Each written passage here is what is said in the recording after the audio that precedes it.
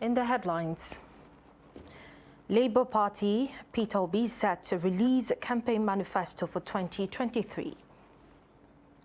Governors fault the federal government over poverty index claim, say minister got it all wrong. Niger Railway Corporation to resume Abuja-Kaduna rail operation on Monday. And on the international scene, Burkina Faso's military government suspends French broadcaster RFI, accuses it of relaying misleading information. Hello and welcome to the news update. I am Martia Umar. Thank you for joining.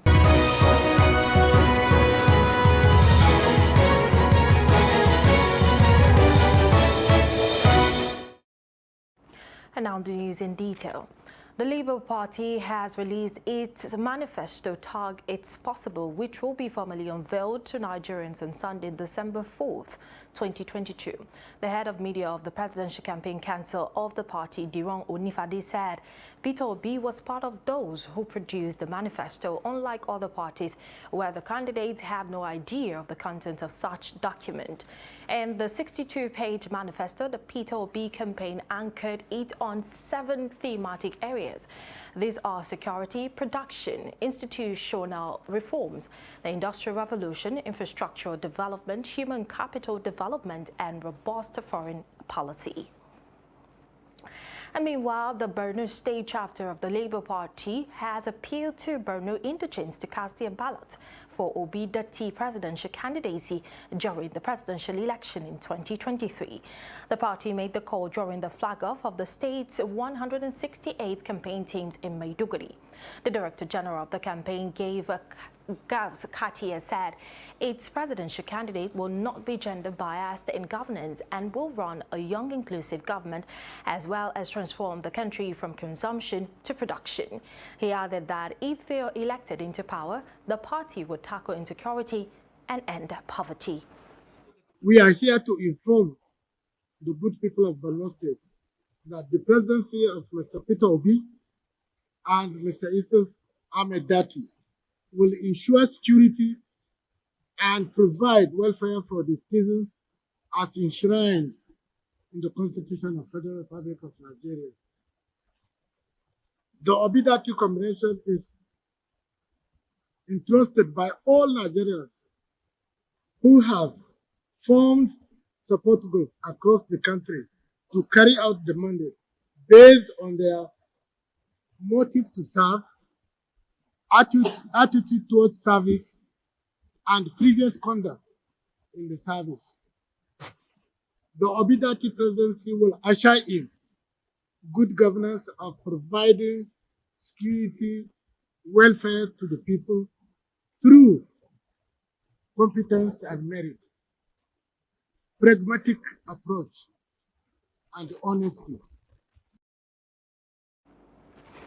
And ahead of the 2023 general elections, heads of security agencies in Kaduna State have promised to provide a safer and more secured environment for the conduct of a free, fair and hitch-free polls.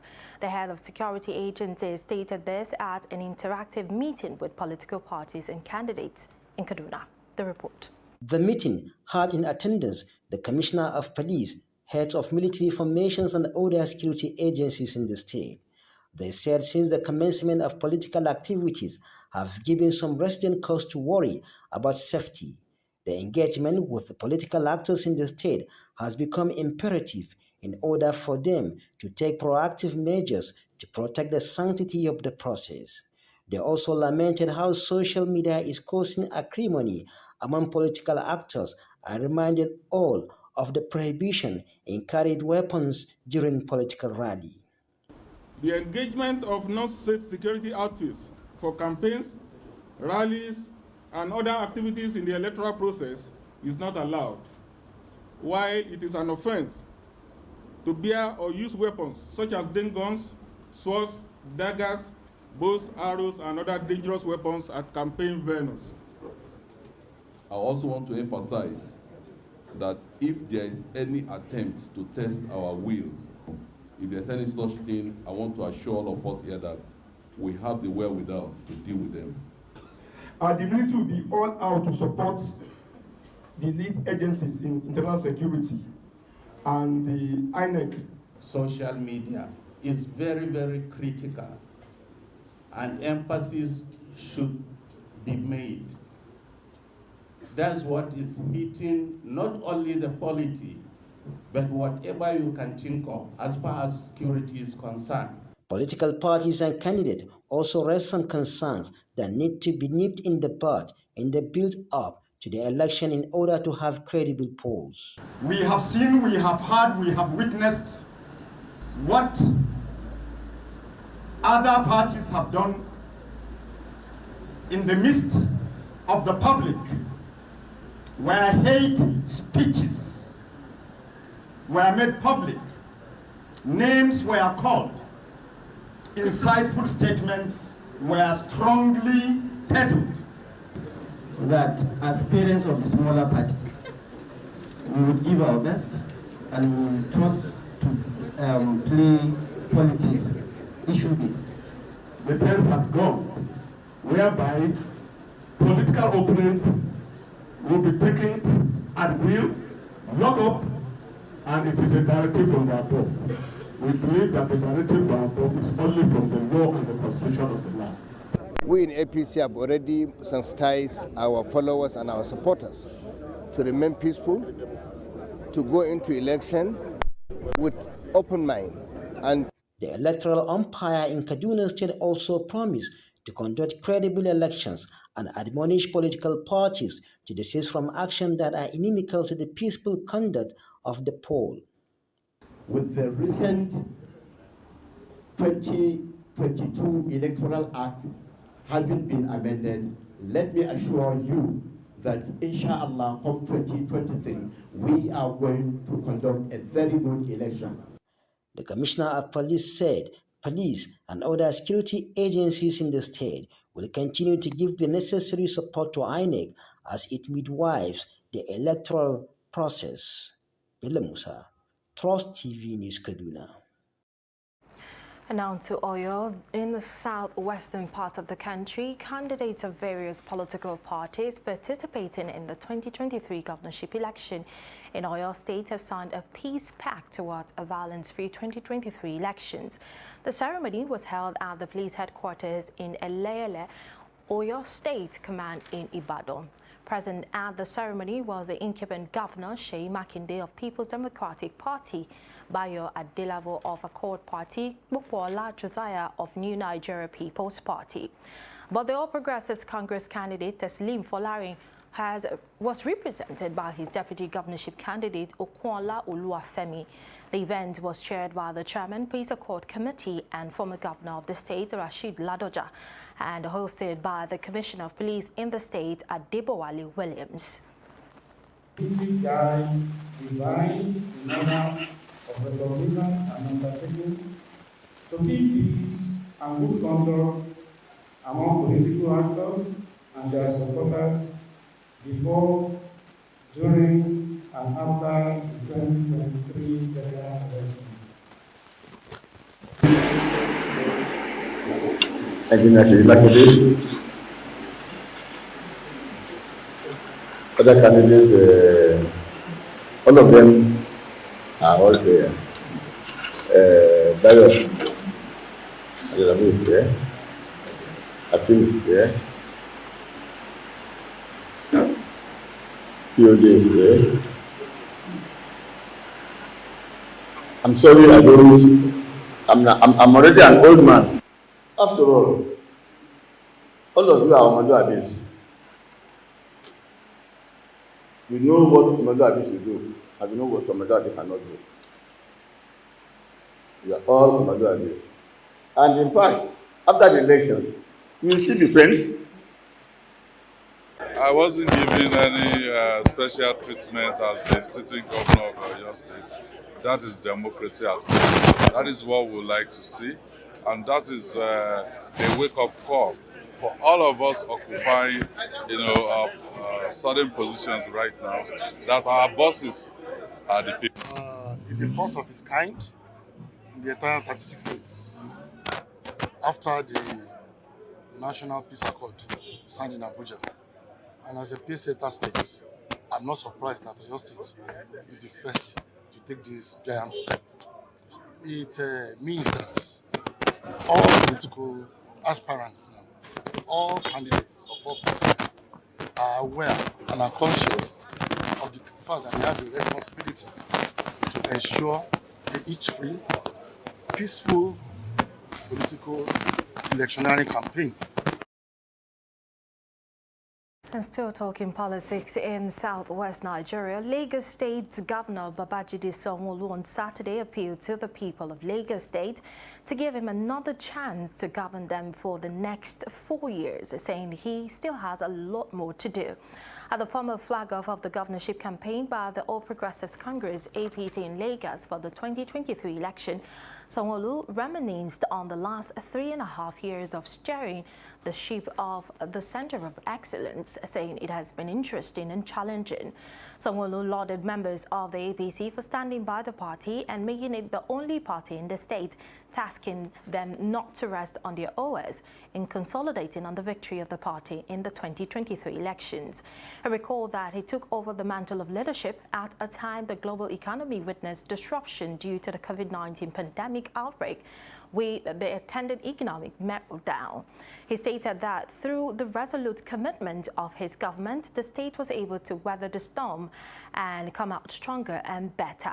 Sanwo-Olu declared that a greater Lagos is rising because of the modest achievements recorded in the last 3.5 years, encompassing all components of its theme agenda.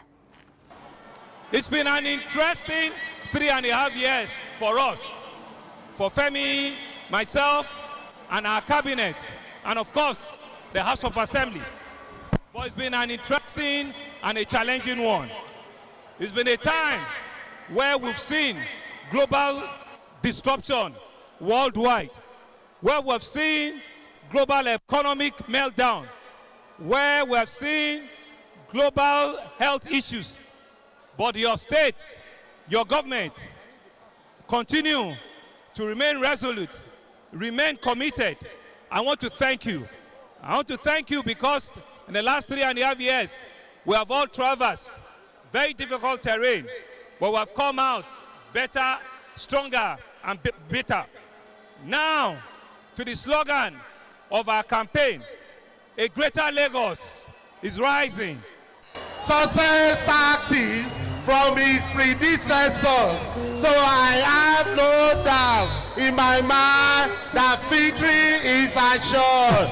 On behalf of other 37 members of Lagos State House of Assembly candidates, we want to say very big thank you. Yeah, 37, we want to say very big thank you to all the party loyalists and all Lagosians, that we are not going to disappoint you and we will continue to serve you and represent you adequately. Thank you and God bless you. Now, the Chief Justice of Nigeria, Justice Olukayode Ariwoola, has assured Nigerians of a free and transparent transfer of power to another democratically elected government come 2023 and provide more access to justice for the citizenry. Ariwoola has also promised to leave a legacy of irreversible judicial independence in Nigeria. The legal luminary spoke at Isheyin, an agrarian community of Oyo State indigents bothered by what they termed a plethora of confusing court judgments, and are stressing the importance of judiciary to community development. Before the emergence of Justice Ariwoola, there has not been much of top-bottom value in terms of leadership or achievement of incorruptible justice system. If without knowing him in person, I have not met him personally, but I've read a lot about him. He brought a lot of hope to the Nigerian judiciary. Every person say well of him, that he's point blank, he's a righteous person, he speaks the truth no matter what. And having that alone, I believe even judges at magistrate court, at customary court, we need to live from that. If the head is clean and is incorruptible, then it becomes an inspiration for other judges down there. But if judges see that the top is, without mentioning name, the past CJN, the kind of information, the news we heard about CJN collecting gifts, grafts, It's not encouraging for judiciary. The leadership problem is the major challenge for judiciary in Nigeria. But we are hoping that this new leadership is going to change a lot of things. The judges or all the stakeholders in the justice system, if they are playing their role the way it's supposed to be played, let's start with the judges. They have to ensure that they dispense justice without favoritism, without ill will, and without sentiment. Once judges are ready to do that, because the problem we really have in Nigeria is not about the laws. We have a lot of laws, but the problem is enforcement. The politicians have a role to play too, and the role should be to make sure that they don't influence monetarily the judiciary system. They should be able to work independently like the executive and the legislative arms of the government. So with these people will be able to do, because without the judiciary, and even without, for the community development like the topic implies, if people want to invest and they realize that, okay, if they feel like somebody cheated them or something, even foreigners, if they don't have a strong judiciary system, an independent judiciary system, they will be scared to come and invest in our life. In the community is where anybody elected into the Green Chamber can make a difference. Whether you want to make a difference in education, you want to make a difference in health, you must belong to that committee. If I'm to serve in the committee of, say, judiciary, the best I could do is to look at what are the challenges they're facing right now. And when we're talking about the challenges they're facing right now, the autonomy we're talking about, the independence of judiciary, the working environment. So at a committee level, we need to look at this and see why we are where we are right now. So what can we do? We need to look at it and partner with the federal government, with the system, to make sure that we fix all this. So why won't they have their own budget on their own? Away from the judiciary, the governors of the 36 states of the Federation have said they are surprised at the accusations leveled against them by the Minister of State for Budget and National Planning, Clement Agba, over Nigeria's poverty index. The federal government, through the National Bureau of Statistics in November, said 130 million Nigerians are poor, representing 63% of the nation's population. The minister had, after the Federal Executive Council meeting on Wednesday, told journalists that the federal government's social investment plan had not impacted optimally because of a lack of cooperation from state governors. According to Agba, the governors concentrated on executing bogus projects rather than improving lives in the rural areas. But reacting in a statement signed by the Director of Media and Public Affairs Nigeria Governors Forum Secretariat, Abdurazak Bello Baikindo, the governors described the minister's comment as unnecessary and diversionary, saying that they represent a brazen descent into selective amnesia. According to them, the assertion by this minister that the rural populace had been abandoned by governors is not only preposterous and without any empirical basis, but also very far from the truth. And the Nigerian Labour Congress and Trade Union Congress have described as unacceptable the lingering scarcity of petrol across the country and the unapproved price hike above 240 naira a litre in the country. They urged the government to find an immediate solution to the shortage before things get out of hand. In a joint statement by the NLC and TUC, the organised Labour said no excuse was good enough for the shortage because no private individual or company was importing a litre of PMS into this country. They urged that all products are imported by the government, adding that there is no record that the agency of government that is importing the product has added a kobo to the price it sells to the marketers.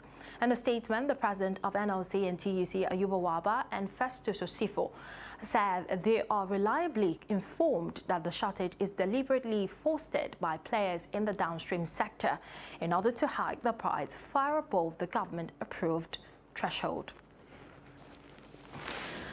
You're watching Trust TV News updates. Coming up shortly, We'll take a look at high prices for paternity leave.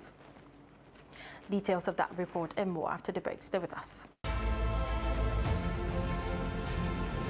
Now, as part of efforts to support Africa's goal of strengthening... Now, looking at the activity chart, as you can see right here, a total volume of 130... Created a Boko Haram crisis that at that time was restricted to Yobe. How secured are they? You can see security men with blood. This is the road leading up to the... Or really, if you look at England squad, you are looking at EPL, you are looking at their names. You are not looking at...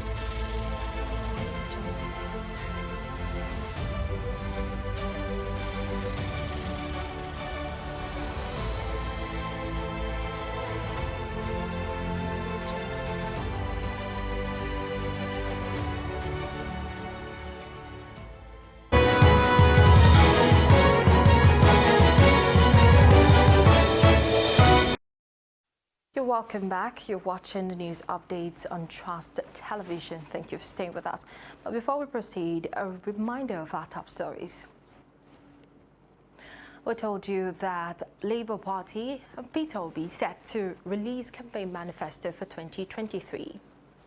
And governors fault the federal government over poverty index claim, say minister got it all wrong. And moving to other news, the Nigeria Railway Corporation (NRC) will resume the Abuja-Kaduna passenger train service on Monday with only 2 return services. The announcement is contained in a statement by the managing director of the NRC, Fidat Ohiria. The statement said the first train will depart Rigasa train station in Kaduna State to Abuja by 8 in the morning, while from Abuja, the first train will depart Idu train station to Kaduna State by 9:45 in the morning. The NRC management also revealed that as part of the new security measures, it is now mandatory for passengers to present their national identity number and valid boarding ticket before they will be allowed to board. 4 years after signing of the Persons with Disability Act by President Muhammadu Buhari, the National Commission for Persons with Disabilities says it is still facing discrimination from some government agencies. The Act, among other things, provides for 5% employment opportunities for persons with disabilities, sanctions for discrimination against persons with disabilities, and social inclusion. As the world marks at the International Day of Persons with Disability, the Executive Secretary, National Commission for Persons with Disabilities, James Lalu, in an interview with Trust TV, says the Commission will forward the names of agencies that have failed to implement provisions of the PWD's Act to the relevant authorities for the necessary action. The issue of 5% employment opportunity, yes, it is provided in Section 29 of the Discrimination Against Persons with Disabilities Prohibition Act. Every government agency is supposed to comply with the 5% provisions. And in that case, we have partnered with the Office of the Secretary to the Government of the Federation. We remain grateful to His Excellency Boss Mustafa for listening to our cries. The Secretary to the Government of the Federation issued a service-wide circular to every federal government agency, mandating them to comply with the 5% opportunity.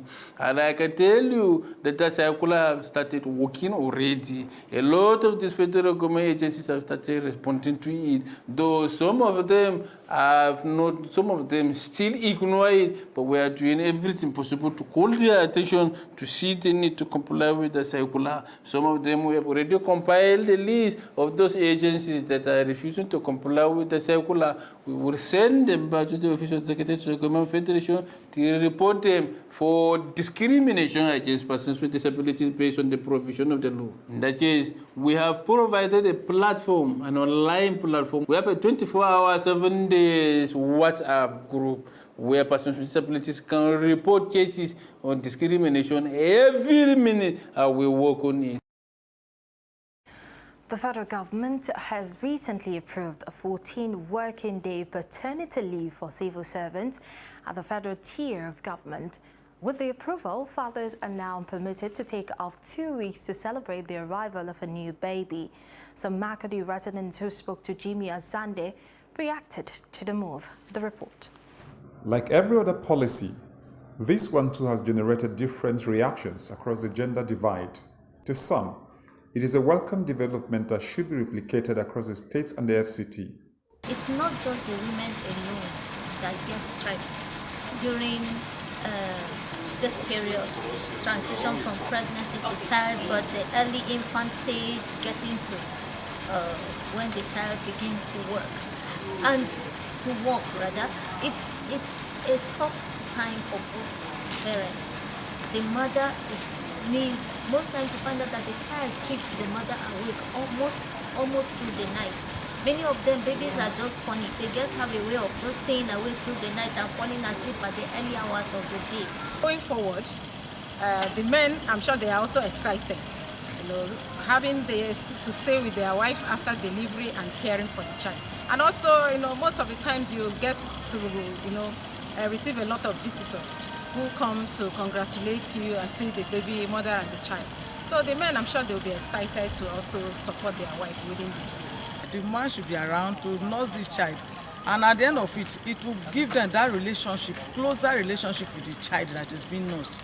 Most of these men, they go out in the morning before they come back this evening.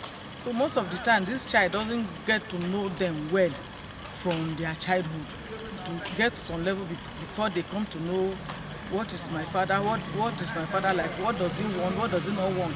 That relationship is not as close as it should be. But with this thing in place now, it will foster the relationship of the father and the child. What the federal government have said is not too bad. I believe if the paternity leave is to assist your wife as well, to be taking care of your junior ones. So the idea is not that bad. But there are And on the international scene, Burkina Faso on Saturday ordered the immediate suspension of Radio France International broadcast, accusing it of putting out a message of against their policy in Burkina Faso. And with that, we have the news update at this hour. For more, you can follow us across all our social media platforms. I am Martia Umar. Thank you for watching. Stay tuned.